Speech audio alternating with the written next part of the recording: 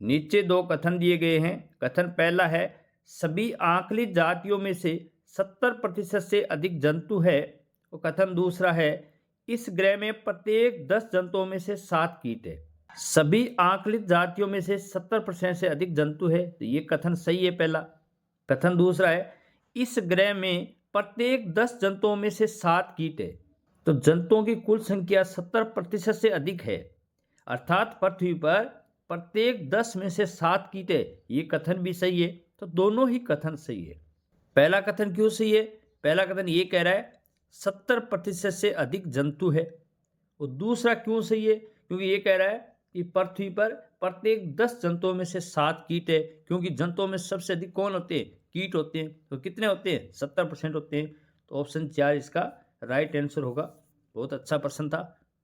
नीचे दो कथन दिए गए हैं। कथन पहला है हॉटस्पॉट त्वरित आवासीय क्षति के क्षेत्र है।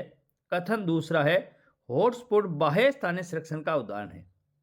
तो सही और गलत बताना है। अगर आपने एनसीईआरटी को पढ़ा है तो आसानी से एनसीईआरटी के कंसेप्ट के आधार पर उत्तर दे सकते हैं।